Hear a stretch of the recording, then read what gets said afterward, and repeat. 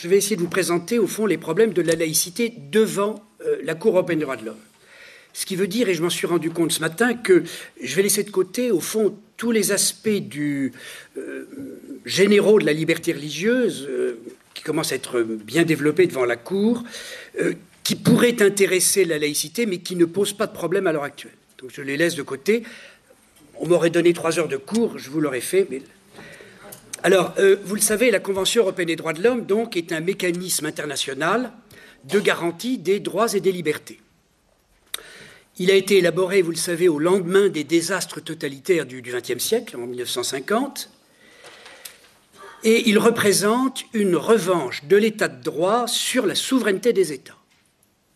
C'est un mécanisme parfaitement exceptionnel à l'époque, il l'est encore, dans lequel des juges sont susceptibles de contraindre un État à transformer son droit par rapport à la norme de référence.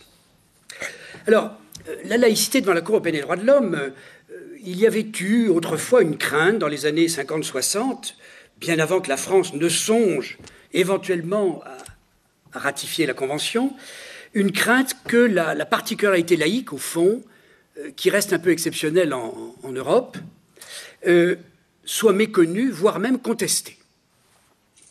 Si je regarde rapidement le bilan actuel pour la laïcité, je dirais qu'il est plutôt rassurant. C'est-à-dire pour les affaires qui, vraiment, devant la Cour, ont mis en cause la laïcité directement, ce bilan est plutôt rassurant. La France a eu gain de cause dans toutes les affaires concernant les signes religieux à l'école. Le 1er juillet 2014, la Cour européenne des droits de l'homme a considéré que la loi interdisant le voile intégral était compatible avec la Convention. Malgré une démarche assez curieuse, j'espère avoir le temps à la fin de pouvoir revenir un peu sur cet arrêt. En ce qui concerne la lutte contre les sectes, dans laquelle la laïcité a souvent été invoquée, la Cour européenne indiquait 2 choses à la fois. Elle était très soucieuse de préserver les droits individuels, y compris de celui qui adhère à une secte, mais en même temps, elle a affirmé très clairement les missions qui appartiennent à l'État, et notamment les missions d'information. Plutôt que de lutte, c'est vrai, mais missions d'information, voire critique, à l'égard de pratiques ou de mouvements sectaires. Alors, il est très difficile de synthétiser un droit jurisprudentiel. Donc c'est une accumulation de décisions, et le synthétiser est très difficile. C'est d'autant plus difficile, et j'aurai l'occasion d'y revenir, que nous sommes devant un juge qui considère qu'il faut faire une grande place à ce qu'il appelle la marge nationale d'appréciation. Alors, pour essayer de synthétiser, au fond, je soutiendrai ou je présenterai 2 idées. La première, c'est que la laïcité n'est pas une catégorie de la Convention européenne des droits de l'homme. Et la seconde, c'est que j'observe un certain nombre de convergences, plutôt nombreuses, entre la jurisprudence européenne et le droit de la laïcité en France. Alors, la laïcité n'est pas une catégorie de la Convention. La laïcité et la Convention, au fond, poursuivent 2 objectifs assez différents, qui ne sont pas nécessairement incompatibles, mais qui sont tout de même différents. La Convention poursuit une garantie juridictionnelle des droits et des libertés, surtout des libertés. Quant à la laïcité, c'est un principe d'organisation politique de la République. Alors, il y a bien sûr des rapports possibles entre les deux. On peut les caractériser, je crois, en 2 formules. Je dirais d'abord que la Convention accorde la priorité à la liberté individuelle. Le rôle essentiel de la Convention, c'est de garantir la liberté individuelle. Elle le fait face à l'État, essentiellement, et elle le fait, par exemple, c'est ce qui concerne le plus le sujet d'aujourd'hui, dans l'article 9, la liberté de religion et de conviction. Le juge européen, le juge de Strasbourg, chaque fois que je dirais le juge européen, vous pensez le juge de Strasbourg. Ce n'est pas tout à fait la même chose que le juge de Luxembourg. Le juge de Luxembourg se représente l'État démocratique comme un État de droit. C'est-à-dire, excusez un peu la tautologie, comme un État qui se soumet au droit et notamment qui se soumet aux décisions de ses propres juges et même aux décisions de juges dont il a accepté la juridiction alors qu'il ne les a pas nommés. puisque vous savez que donc il y a un juge français à la Cour européenne, et que tous les autres viennent des autres nationalités. J'insiste pour dire que ce n'est pas la tradition républicaine. Ce n'est pas la vieille tradition républicaine française, c'est une tradition qui vient en réalité du libéralisme politique. Et j'aurai l'occasion d'y revenir un peu plus tard. Alors l'article 9, qui nous intéresse essentiellement, combiné avec l'article 14 qui assure la non-discrimination, l'article 9, évidemment, se concentre essentiellement autour de droits de l'individu. Exactement dans les mêmes termes, vous le savez, que la Déclaration universelle de 1948. Au fond, deux grands types de droits sont garantis par la Convention, la liberté d'avoir ou non une religion et la liberté d'en changer. Et puis, deuxième domaine qui est beaucoup plus susceptible de droit et d'organisation, la liberté de manifester sa religion, et la formule ici est reprise de la Déclaration universelle, vous dire que c'était à peu près le même rédacteur aussi, individuellement ou collectivement, en public, en privé, par la pratique, par le culte, etc. Le mécanisme européen est un mécanisme, dit le juge, essentiellement subsidiaire. C'est-à-dire que la première autorité qui est chargée de mettre en œuvre les droits proclamés par la Convention, c'est l'État lui-même. Dans un mécanisme donc subsidiaire, le juge européen considère, et c'est ce qu'il fait, qu'il n'a pas à imposer aux États des règles précises sur le sujet dont il est question. Par exemple, ici, l'organisation de la liberté religieuse. Le juge européen se contente de juger a posteriori, une fois que la décision, la règle, la loi a été adoptée, il juge a posteriori et il juge sous la forme d'une compatibilité, c'est-à-dire est-ce que ce texte, cette décision, cette pratique est compatible avec la façon dont je comprends la Convention.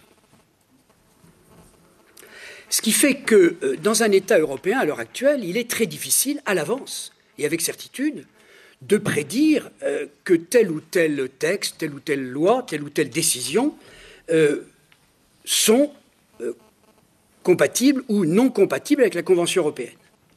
En réalité, il faut attendre, le mieux, c'est une décision de la Cour elle-même. Je pense aux décisions sur les signes religieux à l'école, par exemple, on y reviendra, ou au moins attendre une accumulation de décisions, mais qui sont des décisions concrètes au cas par cas, dont il n'est pas toujours facile de tirer une règle générale, évidente et simple. Je vous rappelle qu'en matière religieuse, la première affaire dont la Cour européenne s'est occupée date seulement de 1993.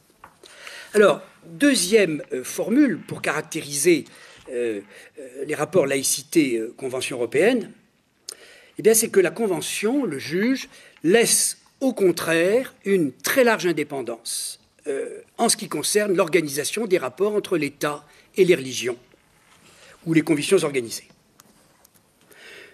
La Cour européenne répète constamment qu'elle reconnaît une très large marge d'appréciation dans ce domaine. Et je ne peux faire mieux que de citer l'arrêt d'Augroux contre France, les deux arrêts du même jour, d'Augroux et Kervancy, 4 décembre 2008, concernant donc le port de signes religieux à l'école publique. Je cite le paragraphe 63, « Lorsque se trouvent en jeu des questions sur les rapports entre l'État et les religions, sur lesquelles de profondes divergences peuvent raisonnablement exister dans une société démocratique, il y a lieu d'accorder une importance particulière au rôle du décideur national, donc au rôle de l'État, l'État français. » Et dans cet arrêt, la Cour reconnaît très clairement l'existence de ce qu'elle appelle, la formule de la Cour, un modèle français de laïcité. Alors, conséquence concrète de cette, au fond, large marge d'appréciation que le juge européen laisse aux États européens, et donc à la France. Eh bien, la Cour admet comme compatible avec la Convention toutes sortes de modes d'organisation des rapports Église-État qui sont assez largement contradictoires entre eux, puisqu'elle accepte les églises d'État, modèle anglais, églises établies d'Angleterre, ou Danemark, ou autrefois Suède, Norvège, des systèmes de reconnaissance ou de contractualisation ou de rapports organisés qui sont la forme la plus générale, comme en Allemagne, en Italie, en Espagne, et puis les systèmes de séparation sur le modèle français. Alors, je pense que cette apparente position très molle, voire contradictoire, signifie deux choses qui se confortent assez bien l'une l'autre. La première et la plus évidente, c'est la volonté du juge européen, je dirais aussi sa prudence, de respecter le pluralisme européen. L'histoire européenne, l'état de la société européenne est loin d'être homogène. Et donc, le juge européen, et c'est vrai dans tous les domaines de la Convention, et pas seulement en matière religieuse, il n'accepte d'imposer une solution à un État que si le consensus européen est déjà très largement acquis sur la question. Par exemple, une affaire belge des années 70, l'égalité successorale entre les enfants légitimes et les enfants naturels ou adultérins. La deuxième chose qui vient appuyer au fond ce premier élément, c'est qu'évidemment le juge européen considère, c'est une formule parfois un petit peu creuse, mais il la répète souvent, je pense qu'elle a tout de même une grande part de vérité, le juge européen dit vouloir manifester une très grande prudence et donc un certain respect des solutions locales, des solutions nationales, parce que, dit-elle régulièrement, les autorités nationales sont plus près des problèmes et de la réalité que le juge européen. Il y a donc un point de vue favorable à ces décisions locales. Ceci dit, une fois que la Cour a reconnu cette très large marge d'appréciation, elle redit immédiatement qu'elle maintient son contrôle sur les décisions, et en particulier qu'elle contrôle la nécessité de la mesure par rapport à son but et la proportionnalité de la même mesure quant aux moyens utilisés pour parvenir à réaliser la liberté en cause. Alors, conclusion concrète pour la laïcité qui nous occupe aujourd'hui. La laïcité, le principe de laïcité est parfaitement compatible avec la Convention européenne des droits de l'homme, mais exactement comme le système de l'Église établi en Angleterre. Mais, à une condition, dans les deux cas, aussi bien pour les Anglais que pour les Français, à une condition, c'est que chacun de ces systèmes nationaux respecte effectivement la liberté de religion et de conviction. Et donc c'est là-dessus, évidemment, que va porter le contrôle de la Cour. Elle renonce à examiner et à juger les systèmes, elle regarde est-ce qu'effectivement la liberté fonctionne dans ce système-là. Alors je vais insister là sur de nombreuses convergences. Je ne peux pas dire et prédire, évidemment, qu'il n'y aura pas des divergences, et qu'il ne pourrait pas y avoir des sanctions. Jusqu'à présent, il n'y en a pas eu véritablement. Mais je vous l'ai dit, c'est très difficile à anticiper. Alors, venons-en à ces convergences que j'observe entre la jurisprudence de la Cour, telle qu'elle est actuellement depuis les années 93, et le droit de la laïcité en France. Je vous l'ai dit, ce sont clairement deux univers de référence assez différents. Ce qui fait que les convergences, elles seront surtout pratiques, plus que théoriques. Encore qu'en réalité, en y regardant de près, on peut leur trouver un fondement théorique commun, je crois. Et justement, il me semble que le moteur fondamental, en tout cas au moins jusqu'à présent, de cette convergence, c'est la recherche aussi bien dans la laïcité française, je dis jusqu'à maintenant, et la Convention européenne, le juge européen, la recherche d'une certaine cohérence dans la mise en œuvre de la liberté individuelle de conscience et de conviction. Et je n'ai plus besoin de rappeler, puisqu'on vous l'a déjà rappelé plusieurs fois, l'article 1er de la loi de 1905. Alors, pour présenter un peu ces convergences, je vais les regrouper autour de deux grands thèmes. Pour simplifier un petit peu, premier thème, c'est donc, je viens de le dire, le développement cohérent de la liberté individuelle de religion et de conviction. Il me semble qu'il y a un souci fondamental qui est partagé par le juge européen, à l'identique de la laïcité française. Ce souci, c'est la volonté de placer l'individu à l'abri de toutes les pressions collectives, pas seulement celles de l'État, bien sûr, pour assurer l'effectivité de son libre choix et l'autonomie de sa conscience. Donc un choix qui est plutôt de type individualiste même. Alors quelques exemples. Premier exemple, je ne les ai pas classés dans un ordre particulier. Le premier, c'est la Cour qui reconnaît, c'est récent, il y aura un texte écrit, vous aurez toute la jurisprudence, je veux gagner un petit peu de temps. La Cour reconnaît un droit au secret de la conviction. C'est récent. En France, vous savez, c'est ancien. Interdiction d'avoir des statistiques portant mention de la religion, protection des données personnelles dans les fichiers informatiques, etc. Or, la Cour européenne, depuis les années 2003-2005, a sanctionné un véritable droit au secret de la conviction. La Grèce a été condamnée parce qu'elle contraignait des individus à révéler leur religion ou leur conviction, ou révéler qu'ils n'en ont pas, et en l'occurrence ici, révéler qu'ils n'étaient pas orthodoxes, à l'occasion d'un serment pour les avocats. Même chose, la Turquie, où la Cour dit clairement il n'est pas possible de porter la mention de la religion sur la carte d'identité. C'est quelque chose de très problématique, dit la Cour. Même chose, la Cour dénonce, au fond, une violation du droit au secret des convictions lorsque les parents sont obligés d'indiquer leurs convictions pour obtenir que leur enfant soit dispensé d'un cours de religion à l'école. La question du prosélytisme, on en a parlé ce matin, il faut en reparler. Le prosélytisme, en France, vous le savez, est toujours entendu en part négative, péjorative. On a beaucoup parlé à propos des sectes, des signes religieux à l'école, en prison maintenant. Au fond, le prosélytisme en France est entendu systématiquement comme la crainte d'une pression excessive sur la conscience. Alors la difficulté, on vient de le redire à l'instant, c'est la question de sa définition. À partir de quand est-ce prosélyte ? La Cour européenne des droits de l'homme a donné, c'est un avantage de ce point de vue-là, des réponses plus claires que la pratique et le droit français. Surtout la pratique, le droit n'en parle pas beaucoup. Pour la Cour européenne, le prosélytisme fait partie de la liberté religieuse. Donc c'est seulement le prosélytisme abusif qui peut être condamné. C'est l'arrêt de 1993, Kokkinakis contre Grèce. Mais ce qui est intéressant surtout, c'est la façon dont la Cour définit l'abus qui caractérise le prosélytisme négatif ou abusif. Pour la Cour, il n'y a abus que lorsqu'il y a des pressions effectives et non pas la simple visibilité ou un simple échange de paroles. Et donc il y a une série d'affaires en Grèce qui font la nuance, condamnant dans un cas, excusant dans un autre. Troisième domaine où j'observe des convergences, alors pour l'instant en tout cas, c'est la question de la visibilité du religieux. Bon, vous le savez, il y a en France une très vieille tradition de méfiance à l'égard de la visibilité du religieux.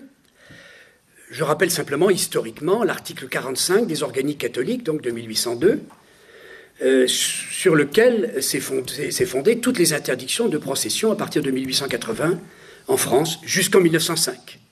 Processions qui sont redevenues libres à cause de la loi de 1905 et de la façon dont le Conseil d'État immédiatement l'a appliquée.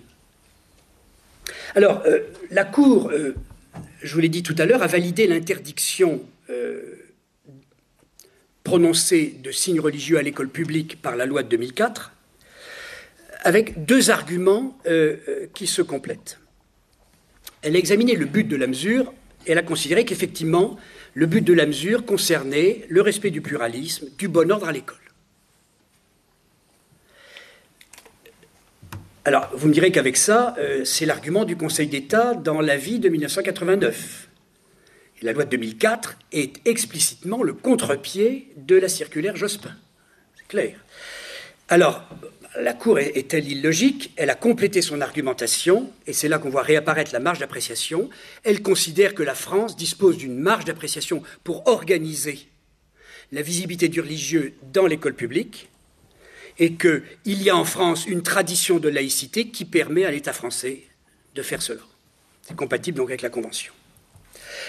Pour les autres formes de visibilité, j'aperçois des convergences. Alors une évidente, la question des fonctionnaires et des enseignants. La France n'avait pas été concernée, mais une affaire suisse, d'Alab, une institutrice. La question reste nuancée tout de même. Dans l'affaire Eveida contre Royaume-Uni Grande-Bretagne, 15 janvier 2013, dont on n'a pas assez parlé à propos du premier arrêt de la Chambre sociale de la Cour de cassation dans l'affaire Babylou, la Cour a groupé 4 affaires de port de signes religieux ou de comportements affichant des convictions religieuses, donc assez différents en Angleterre. Et dans certains cas, elle a validé les sanctions qui avaient été prises contre les personnes. Dans d'autres cas, elle a au contraire considéré que c'était une violation de la Convention. Quelle est l'idée qu'on peut retenir de cette jurisprudence Eveida, qui, à mon avis, a inspiré la Chambre sociale de la Cour de cassation? C'est que l'interdiction de porter un signe religieux ou de manifester sa religion, donc plus généralement, doit s'interpréter toujours strictement puisqu'elle concerne un droit fondamental et que cette interdiction doit toujours être exactement rapportée à la situation concrète du moment. Et la Cour a dit, attendez, je distingue une infirmière à l'hôpital, une hôtesse de l'air, un fonctionnaire de l'état civil, ce n'est pas la même chose, et dans chaque cas, j'examine et je pèse la proportionnalité et la gravité de l'atteinte portée à la liberté, ou au contraire la nécessité de le faire. Ce qui explique effectivement que c'est une jurisprudence qui, médiatiquement, n'est pas très facile à expliquer, c'est clair. Quatrième convergence, alors symboliquement peut-être la plus forte, le respect de l'autonomie interne des cultes. On oublie de dire que la laïcité française, c'est aussi ça. Je dirais même principalement cela. En 1905, les cultes ont été libérés, on l'a dit tout à l'heure ce matin, ont été libérés de la tutelle politique et administrative de l'État. La Cour européenne des droits de l'homme a été confrontée donc à une jurisprudence très très abondante dans la fin des années 90-2000, au moment de la reconstruction de la liberté religieuse dans les anciens pays de l'Est et l'ancien empire soviétique, avec des vieilles tentations de régulation du religieux à l'ancienne, soit à l'ancienne tsariste, soit à l'ancienne communiste, et la Cour a rappelé ce principe d'autonomie. Je ne vais pas énumérer toutes ces jurisprudences, mais je vous rappelle simplement que ça coïncide très exactement avec l'article 4 dont on nous a parlé ce matin, y compris de l'ajout que Briand et Jaurès ont ajouté à ce moment-là dans le débat tout à fait significatif de l'orientation de la loi de 1905 et de l'orientation donnée à la séparation à ce moment-là. Deuxième grand domaine de convergence, c'est la question du respect du principe de pluralisme et de neutralité de l'État. Je serai un tout petit peu plus rapide. Pour la Cour européenne des droits de l'homme, la caractérisation d'un État démocratique, fondamentalement, c'est qu'il est pluraliste et neutre s'agissant des convictions. Alors, je vais tout simplement vous rappeler ce que dit la Cour dans l'arrêt que j'ai déjà cité, Degrou contre France, donc du 4 décembre 2008, au paragraphe 62. La Cour commence par constater la pluralité de fait des convictions dans une société moderne européenne. D'où, dit-elle, c'est une déduction qu'elle en tire, d'où le rôle de l'État. Je vous donne la formule de la Cour qu'elle répète maintenant systématiquement. L'État a un rôle, donc en matière de convictions religieuses ou philosophiques, je cite, organisateur neutre et impartial de l'exercice des diverses religions. La conséquence, c'est en particulier que l'État n'a aucun pouvoir d'appréciation du contenu. La Cour ajoute à la fin une espèce de formule en forme de conseil. Les juristes appelleraient ça plutôt un obiter dictum, mais en réalité, c'est aussi un conseil un peu appuyé pour l'avenir. La Cour rappelle que le pluralisme et la démocratie impliquent des concessions réciproques des partenaires, les particuliers et l'État. Alors, quelques exemples de mise en œuvre et d'obligation de respecter le pluralisme. Je ne peux pas ici ne pas commencer par une affaire où la France a reçu une leçon de laïcité de la Commission européenne des droits de l'homme en 1994, dans l'affaire Union des athées, où la France a été condamnée. Elle a mis plus de 7 ans à répondre au comité des ministres. C'est extrêmement curieux cette histoire. La France a été condamnée parce qu'elle discriminait les convictions religieuses des convictions philosophiques en ce qui concerne la capacité de recevoir des dons et legs pour les associations. L'Union des athées a eu de la difficulté à se faire reconnaître comme association cultuelle, évidemment. Étant donc 1901, elle ne pouvait pas toucher de dons ou de legs testamentaires. Et elle a obtenu la condamnation de la France là-dessus. Alors, en matière éducative, c'est là où les jurisprudences est évidemment la plus abondante et où la question du pluralisme est le plus souvent portée devant la Cour. Le souci de préserver le pluralisme dans la jurisprudence de la Cour actuelle passe par deux principes complémentaires. Le premier, c'est la possibilité d'un enseignement privé confessionnel, qui est garanti d'ailleurs par le protocole additionnel de 1952. Le second, je dirais qu'il lui est toujours couplé, le souci de la neutralité de l'enseignement public. Alors, qu'est-ce que la Cour entend par neutralité de l'enseignement public? Parce que tout le monde est pour la neutralité, mais chacun l'entend différemment en général. Alors évidemment, là, vous allez sentir des différences par rapport à la tradition française. La question a été posée à propos des cours de religion à l'école publique, dans les affaires Folguerow contre Norvège en 2007 et encore en 2007, Zengin contre Turquie. La Cour a affirmé deux choses. Il est parfaitement possible d'avoir des cours de religion à l'école, à une condition, c'est qu'on puisse obtenir une dispense pour ne pas y assister.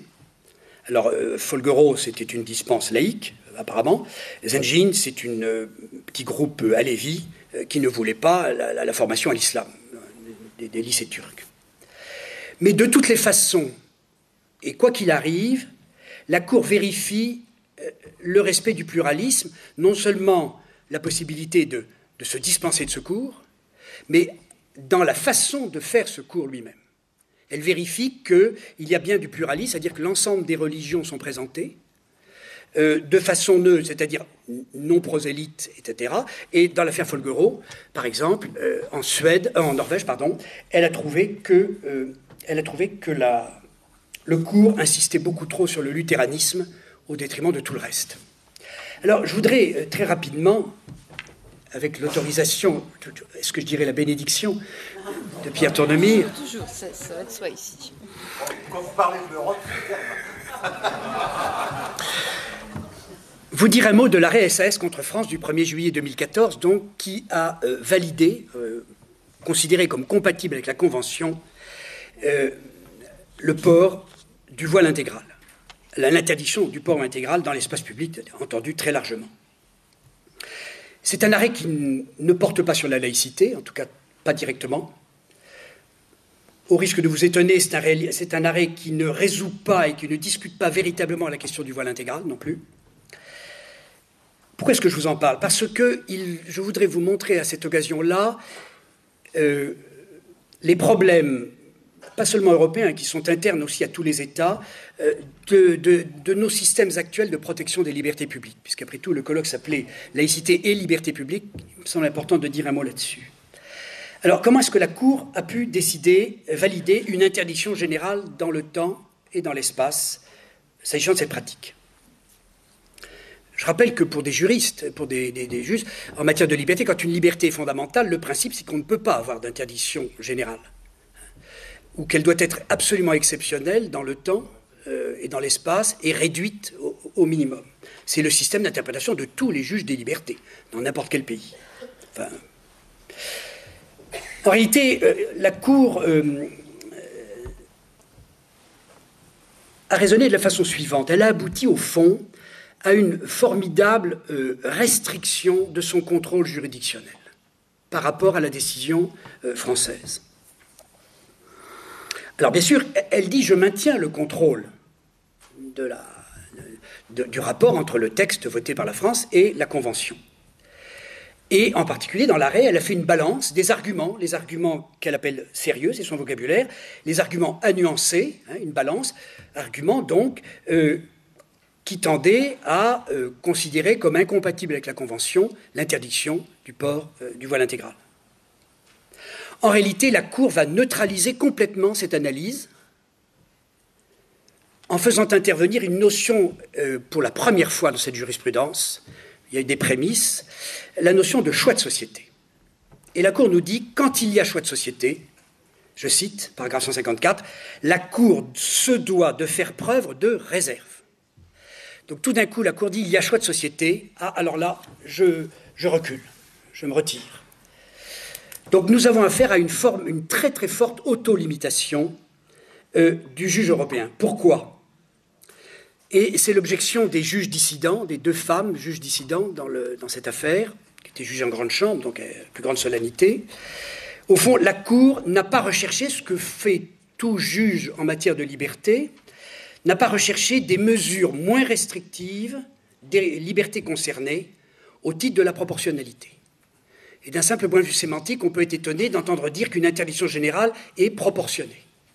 Pour un juriste, la proportion, c'est un peu plus, un peu moins. Interdiction générale, ça n'est pas une proportion. Alors pourquoi? Qu'est-ce qui s'est passé dans cette affaire? Je pense que nous touchons là un problème qui est au cœur de nos mécanismes de protection des libertés. À l'heure actuelle, c'est vrai, on pourrait le dire aussi des États-Unis, le mécanisme de protection des libertés, au fond, obéit à deux logiques qui ne sont pas compatibles entre elles. Nous arrivons à les combiner, nous arrivons à les équilibrer doucement.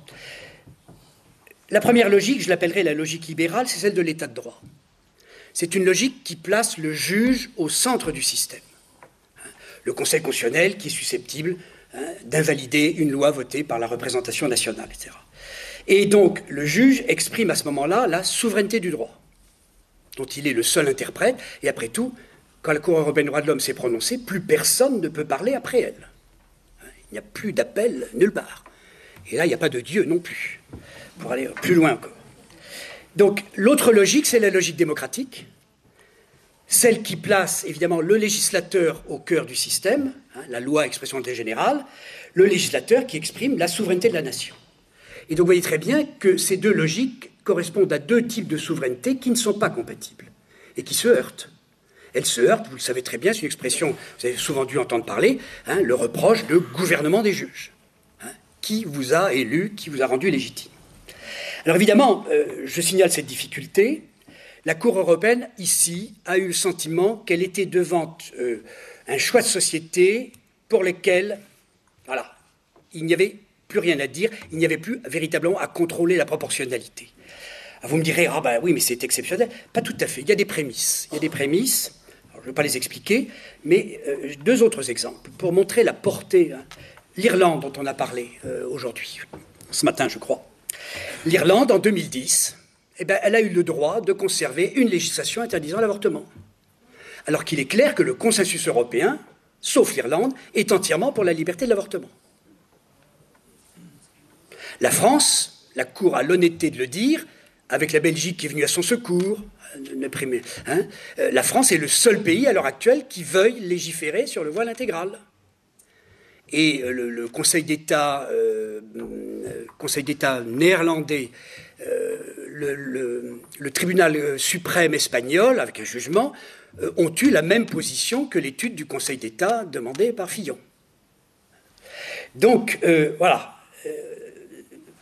La marge d'appréciation peut aller très loin, à tel point que, voilà, il y a un moment, j'ai le sentiment que le juge européen est capable de dire, voilà, devant une telle décision, au fond, je n'ai plus rien à dire. Alors évidemment, on peut avoir le sentiment que c'est l'état de droit qui s'efface devant la démocratie. Alors c'est une réflexion générale, bien sûr. En 1950, les Allemands ont rétabli l'état de droit contre leur ancienne démocratie qui avait abouti démocratiquement, comme vous le savez, à des décisions redoutables. Donc je ne veux pas tirer des conclusions sur la France du autre. Je veux simplement vous montrer que ce mécanisme de garantie des libertés auquel nous tenons repose sur deux piliers qui ne sont pas dans l'absolu compatibles. On peut faire confiance aux juges pour équilibrer les choses, mais c'est un vrai problème auquel je pense qu'il faut réfléchir sur la question.